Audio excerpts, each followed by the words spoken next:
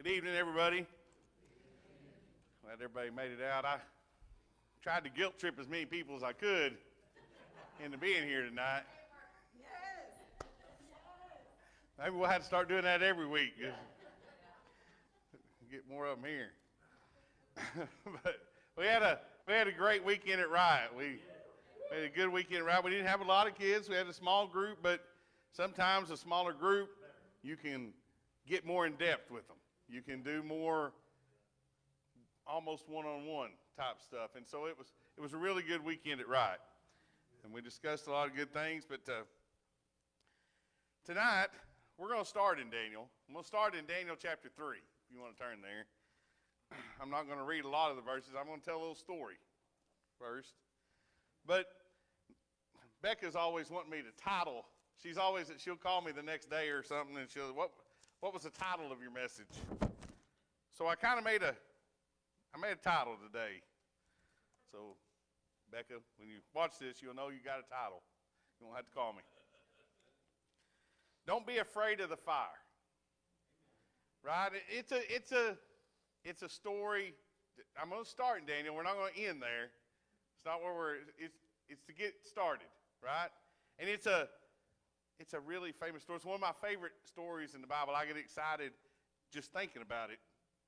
And when I have to talk about it, I get excited. It's kind of a superhero story, you know. It's one of those three guys they're my heroes. Because they didn't give in. You know, Brother Terry started in John chapter 1, and these three guys, Shadrach, Meshach, and Abednego, they're part of that. Yeah. Daniel and those three guys, they're the ones that stood up and did what they were supposed to do, even if everybody else is telling them you don't have to. Right? And that's back in chapter 1, and we're in chapter 3, and these three guys are facing that same situation again, in a way. Right? The King Nebuchadnezzar, same guy, and he's built this huge statue, golden statue, an image. It says a golden image of gold. I'm pretty sure he wanted it to look like himself. I'm pretty sure he made himself a replica. But it's 90 feet tall. He builds this thing. It's 90 feet tall. It says the breadth of it. It's 9 feet. It's probably 9 feet wide and about 9 feet thick and about 90 foot tall. It's huge. And the king wants everybody to worship this, right? And so that's what he says. He says, all right, I'm going to have all these. He brings all the leaders of who he's put in charge of the provinces. He brings them up. He calls all the satraps and the justices and the magistrates and the officials of the provinces, because what they have to do, that's what all the people's going to do, right? And he tells them, I'm going to make some music be played, and whenever you hear this music, I want you to bow down and worship this golden image I've made. So he plays the music. Everybody bows down, worships this image, except for Shadrach, Meshach, and Abednego. Now, the king's told them, if you don't do this, you're going to get thrown in a fiery furnace, get killed. But Shadrach, Meshach, and Abednego, they said, we can't do it, right? You can't have any other gods before God. You can't worship anything. You can't have idols. These are the laws that they were living by.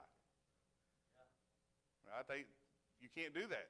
And they're the only three that didn't bow down. So there's a lot of people in this area that are supposed to be living by these same laws, and they don't adhere to them.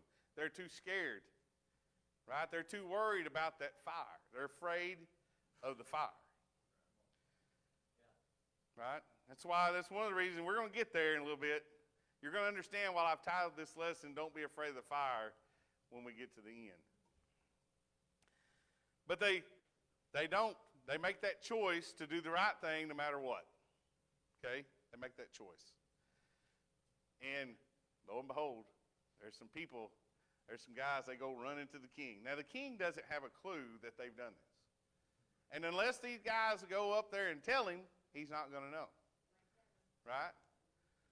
But if these guys don't go tell the king what's going on, right, then God's not going to be able to be glorified in what's fixing to happen. See, because that's the goal of everything here. The goal of everything is for God to be glorified. It's not about Shadrach, Meshach, and Abednego. It's not about those three guys. And I imagine if they were standing here, they'd want me to say their other names, but I can't just pronounce them as well. I'm used to Shadrach, Meshach, and Abednego. These are the names given to them by the Babylonians. It's not their real names. But we're going to stick with that because I can say those easier, right? But, right, the king doesn't know that they've not bowed down. But these Chaldeans, they go up and they tattletale. You know what, king, look, you got these Jews over here. And they're not doing what you said. They didn't bow down and worship. Okay, so the king calls them into the office, right? You ever been in trouble at school and get called in the office? I have, and I did not tell my parents when I was younger. Later, I told them, and I still got in trouble. So, there you go. Gets called into the office. King says, bring them here. And the king goes and he says, all right, look, boys, because he likes them. Pretty sure he's already, a couple chapters ago, he put them in, Daniel asked for them to be put in charge. He put Daniel in charge, and Daniel's probably gone somewhere else. I don't think Daniel would have bowed down to this idol either. He's probably in another area. But these guys, he asked for them to be put over in chapter 2 to be put over provinces. And so they were. They come up there, and then the king says, all right, listen, guys, here's the deal. I built this idol, and I want y'all, when you hear this music, I want you to bow down and worship, and everything's going to be okay. We'll just forget it ever happened. No harm, no foul. Right? I didn't see it, so I'm going to give you another chance, and if you do this right, then we don't have to worry about it. He says, if you don't do this, I'm going to throw you in the fiery furnace. And he adds this little phrase in there at the end. And here's where he gets in trouble, right? Here's where he messes up. Not that they would have done it anyway, but here's what gets him really in trouble. He says, and what God's going to save you from me then? Right? What God's going to save you from me when I throw you in that fiery furnace? He's using the fear of the fire to make them do what he wants them to do. It's one reason you don't need to be afraid of the fire. You don't want to have something that can be used to make you do what you know you're not supposed to do. It's one reason you don't want to be afraid of the fire. Just one. He says that, right? What God's going to save you from me when that happens? They don't give him a chance to play the music. Automatically they said, King, hold on just a second. We don't have to be careful in answering. We don't have to take time. We don't need time to think about it. We know what we're going to tell you. We're not going to bow down and worship this idol. We're not going to do it. We don't have to think about it. We don't need extra time. We'll go ahead and tell you now it's not going to happen. So the king gets mad. The Bible says that his face changed. He was furious. He's the king. You do what the king tells you or you die. That's just the way it goes. So the king said, I tell you what, boys, you're going to be that way. Y'all go heat that fire up 7 times hotter than it has been. I want it heated up. I want it hotter than it's ever been before. Right? And I want you to bind these guys. And they did this in such a hurry that they got all their clothes on, their coats, their hats, the Bible says, everything. They don't take anything off. They just bind their feet, their hands, everything. They're bound up and they carry them to the fire. Fire's being heated up. Throw them in the fire. But they don't really throw them in the fire. Because what happens? If you know the story, when they get up there to go to throw them in, it kills the men that were going to throw them in the fire. And then Shadrach, Meshach, and Abednego, they fall into the fire. Right? They fall into the fire. And this is a cool story. Right? They told the king, they said, and I don't want to leave this out, they said, we're not going to bow down to this idol.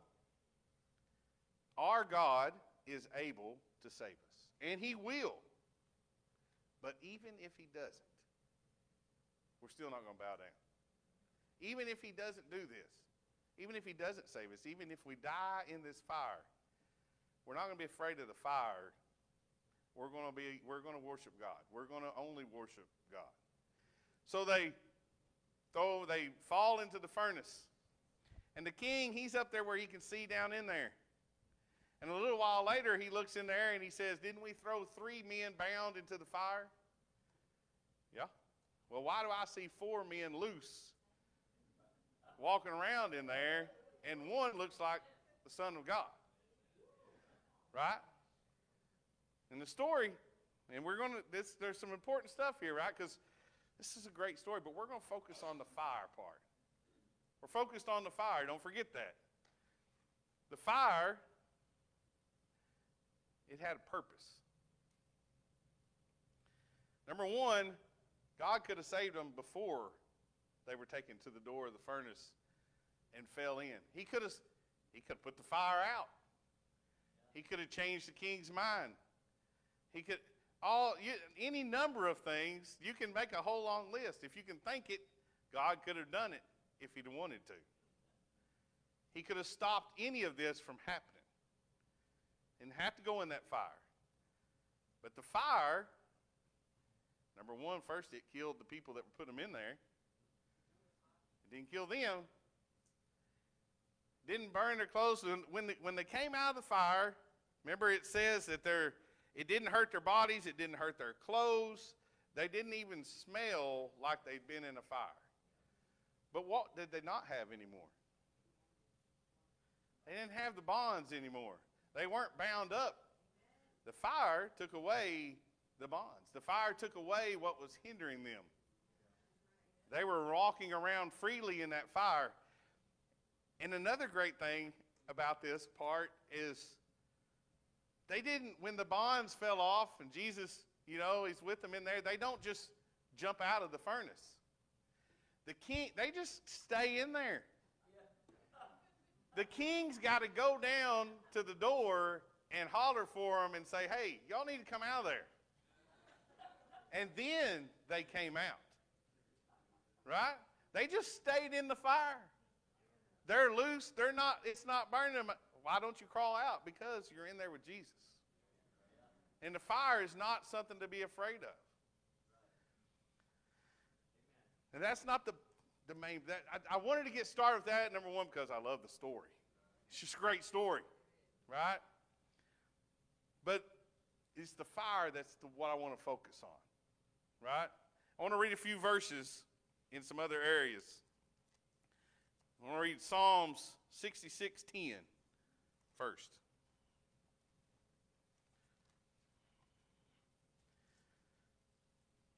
Psalm 66:10. For you, O God, have tested us. You have tried us as silver is tried. Right? How is silver tried? With fire. Right? Malachi chapter 3. And you don't have to turn to all these if you don't want to, because I'm not reading a whole lot of verses right here. But Malachi chapter 3, verses 2 and 3.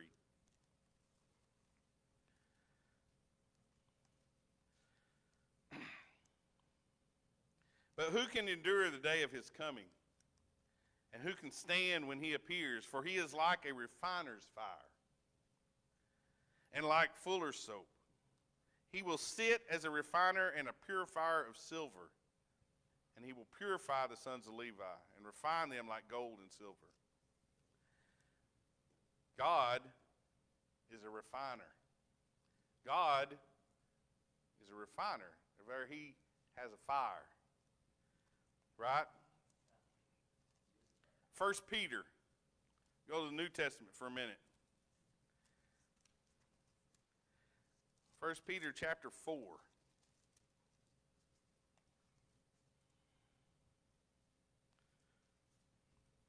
1 Peter chapter 4, verse 12. I love how Peter puts this. Beloved, do not be surprised at the fiery trial when it comes upon you to test you, as though something strange were happening to you. Peter says, don't be surprised at the fiery trial that's going to come your way.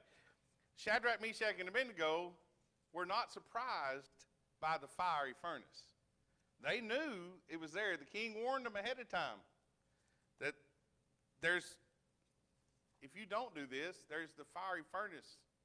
They weren't surprised by it, but they weren't afraid of it. We're going to talk about refining silver and gold a little bit for a minute. And as we talk about this, I need you to remember something. I need you to remember that God is the refiner, and you are the silver and gold. Okay? Need to remember that as we go through this, right? So when they refine silver and gold, they start with impure silver and gold, right? That's what God starts with us. We're impure. We don't come to Jesus after we've got cleaned up and made, and when there's nothing wrong with us anymore and everything's right in our life. We are completely dead, broken, unworthy, everything. When we come to Jesus, we are impure.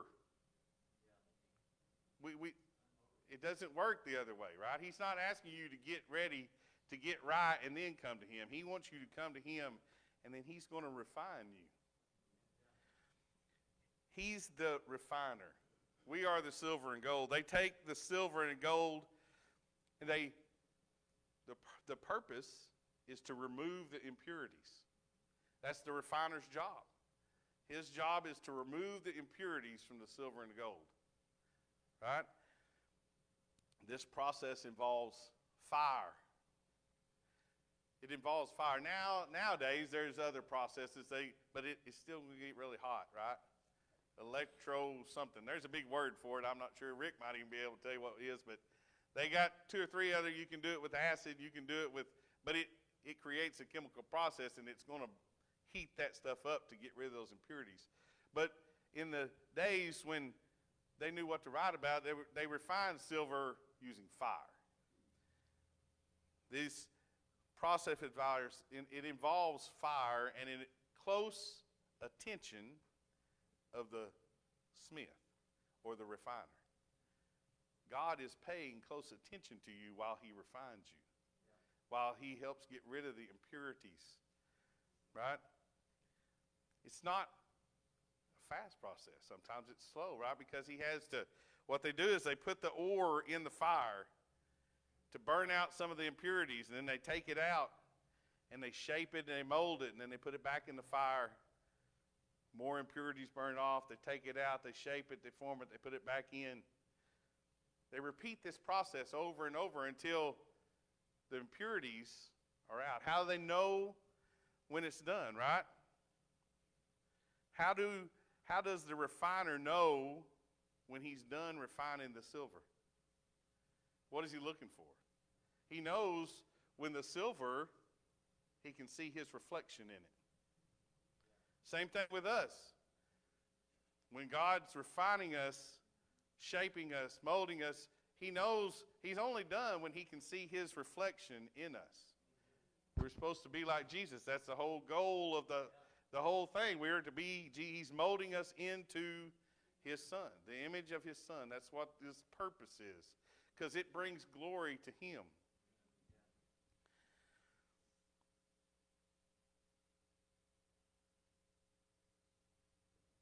Skip the line there, but that's okay. He knows, he watches it close, and he knows when it's done, when he can see his image in it. Reflective. That's what it takes. We don't want to be scared of the fire. We don't want the fire to scare us. Matter of fact, there's verses in the Bible that tell us we should look forward to it. Right? We read in James chapter 1, verse 2 and 3 and 4. Count it all joy, my brothers, when you meet trials of various kinds. For you know that the testing of your faith produces steadfastness or perseverance or patience. And let that steadfastness have its full effect, that you may be perfect and complete, lacking in nothing. That's what he wants for you. He wants you to be perfect and complete, lacking nothing. That's why he refines you. That's why he works with us. That's why he watches us closely, he wants us to be like Jesus. That's the example he gave us. He gave us Jesus as an example. We're supposed to be formed in his image, right? Jesus is perfect and complete. We are supposed to count it all joy when we run into those trials. It's hard. I don't feel joyful sometimes when I run into hard times or things that make me work a little harder, right? Or it's a lot easier to just do the easy things. Right? I will make one little comment. I told him I didn't have no stories or nothing, but this part, I said I may think of something. All right? Well, it's not on you, Tanya. It's okay. When we're at work and we get to a job sometimes you get to the job and you look around and you're like, I don't even know how we're going to do this. This is just going to be hard, right? Dad's always had a little line for that, right? Because it's kind of got some humor in it. He says if it was easy, we'd have the wife and kids out here. And then he says, "Oh, I do." In other words, it's not that hard. You just got to get started in order to get it done. If you stand there, you just keep looking at it thinking, "Oh, this is really hard," and you never start, then yeah, it's going to be impossible. You just got to start taking that first step, doing that first thing, and then everything else. God's ready to help you finish the task. He wants you to be complete. He wants you to be filled. He wants you to be full in everything. He wants you to be abundant. That's what he wants for you, right? And you shouldn't be scared about that happening because we have this promise, right? We read Philippians 1, verse 6. Paul tells us, I am sure of this, that he who began a good work in you will bring it to completion at the day of Jesus Christ. It may look hard. It may seem like you can't handle it. That fiery trial, that refiner's fire, that fiery furnace, whatever it may be in your life that you're having to deal with and struggle with, it may seem impossible. But we know that through Jesus, nothing is impossible. Nothing, right? With God, all things are possible. So we have that confidence that he will help us to complete that work. So we step forward and we do those things. The fiery furnace, Shadrach, Meshach, and Abednego, they needed to fall into that furnace. They needed to do that. Did God need them to do that? Did God have to have them do that for him? No, it was for them. For them and for the king. The king needed to see it. The king was having problems. The funny thing is, if you go back to it kind of builds on itself. When chapter 2, in between what Terry talked about this morning and what I'm talking about tonight, in chapter 2, he has this dream. And Daniel interprets it for him.